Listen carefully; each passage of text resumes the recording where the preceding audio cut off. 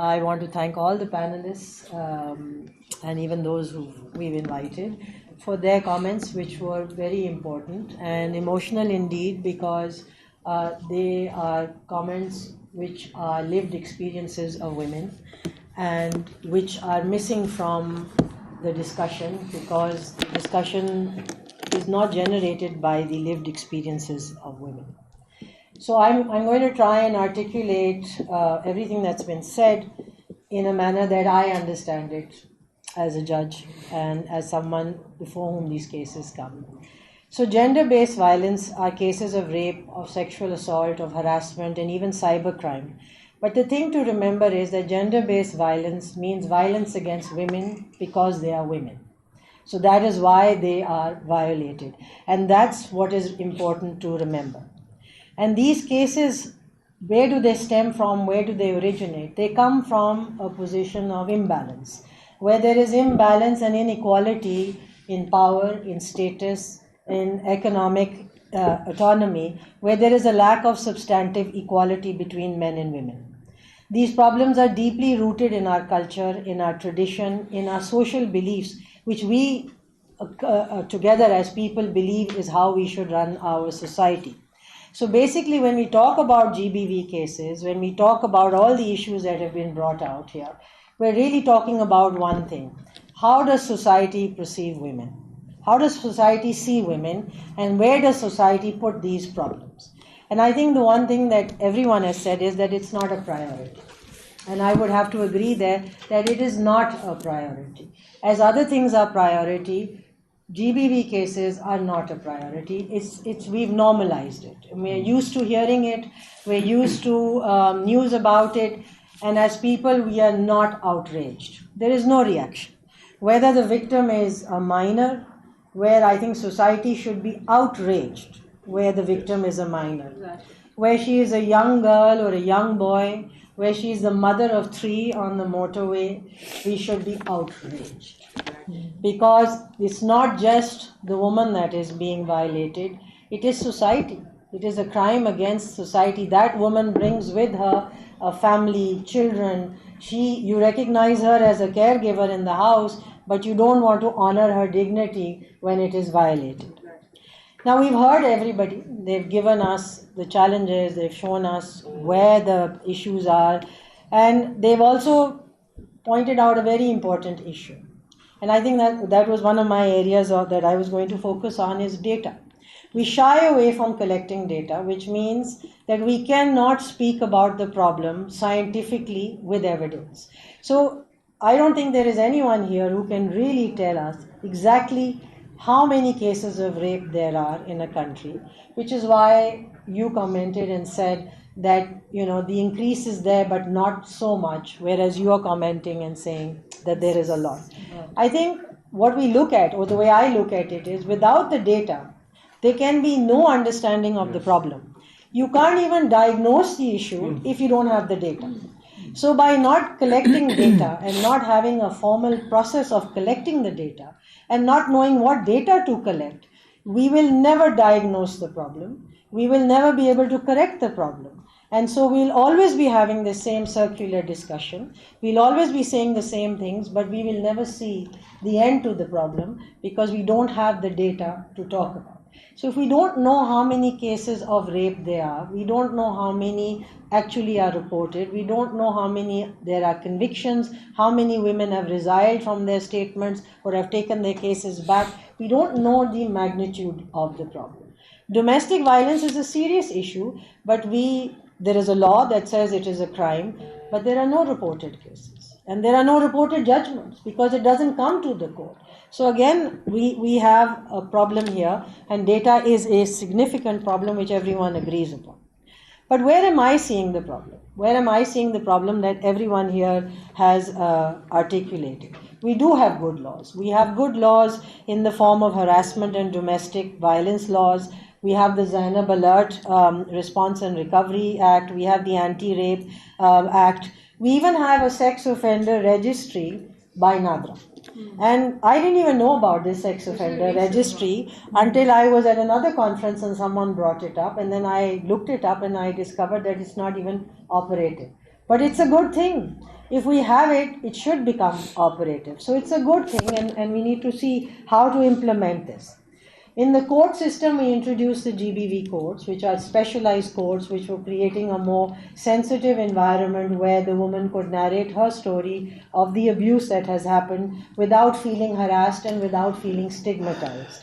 We now have, we have more GBV courts throughout the country, but exactly how effective they are, again, there's a lack of data. Whatever data we have right now suggests that they're not as effective as they should be. So the problem still persists. And as everyone here has mentioned, the problem persists from the very beginning, from where the crime is reported to the police, to the medical examiner, to the processes that the woman has to endure, into the courtroom, and ultimately the judgment.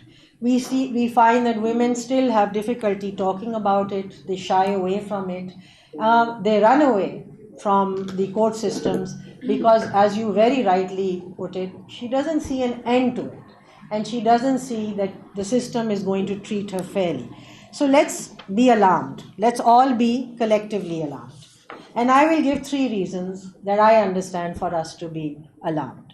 The first is that there is an absolute lack of a gender perspective in the entire process, from reporting the crime to the actual judgment that comes up. The entire process is viewed, narrated, and explained by men in the voice and words of the man and through the eyes of the perpetrator, the accused. The story of the woman gets buried somewhere. The story of the woman doesn't really come out. You don't experience and hear her trauma. You don't hear her issues of why it happened. But what we do focus on is why she was where she was, why she was dressed the way she was, what was her conduct, what did she do that made her responsible for that attack. Whether it's in the house, was she the disobedient wife? I don't know what that notion is. Or is she a loyal wife? I don't know what that notion is. I am a wife myself, and I don't see disobedience or loyalty as a characteristic of being a wife. It's neither. So I think it's important to understand this. The second is the judgmental attitude that everybody has talked about. That women are automatically judged, and unfortunately the courts are prey to this problem as well, that women are automatically judged, and the basic judgment that we have is that she is lying. So when we say that she is lying, when we say that what she's saying is not really true, when we say that is it rape or is it consensual, what we are saying really is that whatever story she's brought into the police station, into the courtroom, we are doubting her from the very beginning. We're doubting her from the incept and saying we're not sure even if what you're saying is correct. Do we do that in a case of murder? Do we do that in a case of theft? Do we do that in a case of kidnapping, or do we even do that on the civil side? We accept what the claimant has to say before us, and then we proceed accordingly. So in this case, there is a doubt that is attached, and this is something that's very prevalent in the subcontinent. It's a subcontinent issue, that we doubt the word of the woman because we believe women lie. And we believe that women lie when it comes to accusations of harassment and rape. And the fundamental starts from there. That's a problem. The second issue, which goes with the gender perspective, is that there is no gender narrative. Since there is no gender perspective, the narrative is also missing, because you don't have women writing about issues pertaining to women. You don't have women making policies about issues pertaining to women, and you don't have judges writing judgments on issues pertaining to women. So what happens here is, again, the focus becomes the perpetrator, the accused, the parents, society, and not that victim. We've stopped looking at the victim. And the gender narrative means that there is no victim-centric approach, and we're not looking at what the woman has to say. For me, judgments are stories. And it matters whose story you're writing. It matters whose voice I am echoing in that judgment. If I'm writing from the woman's point of view, then that's the gender narrative that I'm bringing out. I'm talking about her trauma, what happened to her, why it happened to her, how she felt. And then you would look at the perpetrator. and he would have to explain why he did what he did. So you don't have a gender perspective and you don't have a gender narrative, and that's a whole area of debate and discussion, because you don't have enough women sitting on the decision making table where it matters. You don't have women participating in the discussions where it matters. So this entire gender perspective and narrative is out of the conversation. And then the emphasis of this becomes relevant, and I quickly go through it. So the Sadaf Aziz case, the two-finger test case, looked at rape differently. It looked at it from a woman's point of view and said that conducting a two-finger virginity test on a woman is a violation of her human right to dignity, her right to privacy. It's an abuse to her dignity, to her honor, when you are subjecting her to a test which is medically and scientifically of no consequence. And that's something that a man didn't think about, but it took a woman to do that. The Nadia Naz case said that harassment at the workplace is not sexual. Harassment is anything but sexual. It can be the way you're looked at. It can be the way you're spoken to. It can be the tone of the message. It can be the way you are responded to at the workplace. It can be the fact that you're not acknowledged, that you're ignored, that you're not visible. It can be anything. And women know what harassment is. But again, it took a woman to say, please, harassment is not just sexual. It doesn't have sexual connotation. It's not about that. So again, here you see how the gender perspective brings in and says that it's important. The gender perspective says, please look at the victim. Listen to the story and the voice of the victim. Please apply a standard that is reasonable for women, which is a reasonable woman standard. Look at things from the woman's point of view. And the third and most critical issue, which everyone has spoken about, in how we conduct ourselves, how women treat women, how it is at home, how it is outside the home, and that's the mindset. It is the biggest challenge that we face, is the mindset. And this mindset cannot be changed overnight. And this mindset cannot be changed unless we don't change our attitude. And this is very important, that we now understand that if you're going to respect the women of your society, if you're going to consider their dignity and their honor, you have to change the way you look at them, the way you perceive how they stand in society. And so it's important to understand, when we look at mindset, that domestic violence is not a family matter if the woman says, I've had enough and I need some relief here. Because there is a law. That law was made for that woman. And so we have to understand that. When it comes to rape cases, we have to look at the best evidence in the rape case, and we have to stop looking at things that don't exist, such as, we say, the two-finger test, or we look for marks of resistance. I ask this question everywhere. Please tell me what is marks of resistance in a rape case. I do not know what those marks of resistance are. We have to stop saying that the scene of the crime doesn't suggest there was rape there. I don't know what that scene of the crime will show to suggest rape. Rape is rape. It's a violation of her body, of her mind, of her emotion, of her soul.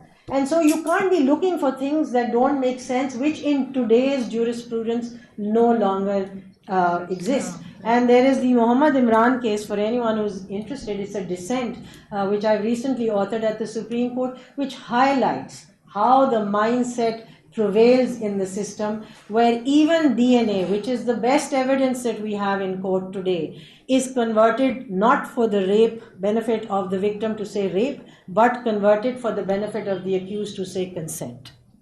That's the mindset. That's what you're tackling. Exactly. That's where the problem is. But then we have to look at GBV in a broader context now. We can't just say this is rape, this is violence, this is abuse. There is more to it, because we now have COVID to learn from. We have climate change to learn from. We have displacement camps to learn from. Yeah. We have lockdowns to learn from. We cannot say that these problems exist in isolation in a few homes. We know from the floods in Sindh that there was a lot of abuse in the camps. And we know this is a global phenomenon. Displacement causes abuse, and we have to look at it. COVID and lockdowns gave rise to family problems. It caused abuse. We have to acknowledge this. We have to acknowledge, like was said, mental illness is a problem. Mental health issues are problems. We have to acknowledge the fact that we have to look at behavioral problems. We have to understand, why is this man hitting her or abusing her? What is it that is causing that? What can I do to stop it? How can I help the woman? That's how we have to proceed. Not that she is likely to be lying. She deserved the fact that she was hit or raped. This is a domestic matter. She shouldn't talk about rape because it brings shame to the family and the honor of the family. What about the woman's honor? And what about the honor of the woman and her dignity? So what do we do? What do we do from what all we've heard? Well, the first is data. I think this is important. We have to improve data. Data has to be a priority. We have to talk through science and through evidence, and that is data. So we want to know, where is the rape and why it's not being reported? Where is the police station? Why did she resile from her statement? Where are the judgments? Where are the convictions? And where has she withdrawn? Under what circumstances has she withdrawn the case? Where are the problems? If I don't know the problems, I cannot correct the problems. I cannot address the problem. The other thing is, we need reforms, and we talk about reforms, but reforms have to be viewed from the woman's point of view. They have to be effective, and they have to make sense to a woman, right from reporting the crime all the way to the court. You have to look at it from her point of view. Where are those problems, and where are those procedural issues that are being faced by her? The two-finger test was one problem, but there are many. Attitudes is another one. And does bringing in a woman police station solve that attitude problem? I think the senator has answered the question. It does not, because that's not really looking at the problem. That's a superficial look at the problem and a superficial answer, assuming that women will help resolve. They create more problems. That's right. And domestic abuse sometimes is caused by women to other women. So we have to focus on the psychology of it. I think gender sensitization is something that we must all accept. We need to be trained, and we need to understand what it means to be gender sensitive. Just saying to women, we respect you, आप हमारी माँ हैं, हमारी बहन है, हमारी बेटी हैं, जी बिल्कुल हैं, but that's not what all this is about. We want women to feel safe, to be protected. We want to understand that a violation of her body, of her emotions, of her mind is a violation of everybody. It's not just the woman, because she is, after all, at the end of the day, we say she is the mother, she takes care of our children, she shapes the future of the children and their minds, but we are not really bothered about what's happening to that woman. So it's important to tackle the mindset, because mindset really, for me, mindset is where implementation becomes a problem. Mindset is where enforcement becomes a problem. Mindset is where the laws that we have are not really enforced. The judgments just become writings which are not enforced, which nobody really knows what to do with. And it's very important to understand empowerment. I think empowerment important hai. When we speak about empowering women, we're not bringing some Western notion into our culture. We're simply talking about giving the woman the right to live her life with dignity, to make her own choices, to be able to say, I am hurt, which means I am hurt. I don't need my father, my mother, my brother to tell me whether I am hurt or not.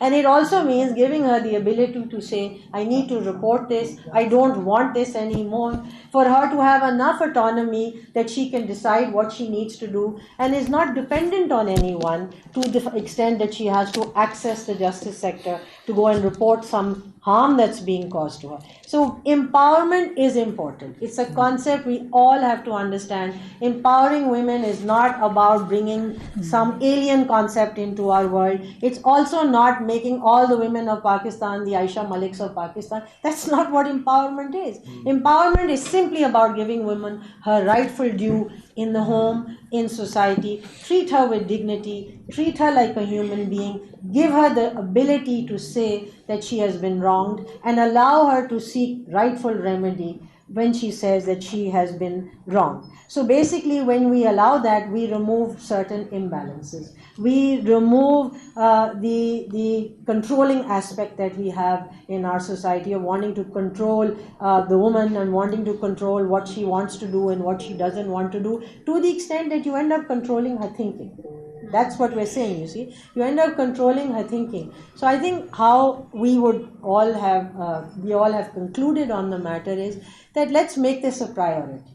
Let's make this something that is beyond just discussion. And more importantly, let's talk about how to fix the real issues. And let's really work towards fixing the real issues by realizing that women are human beings and they're entitled to their protection of being treated with dignity, their right to life, their right to their bodies, and more importantly, their right to be treated as equal citizens of this country.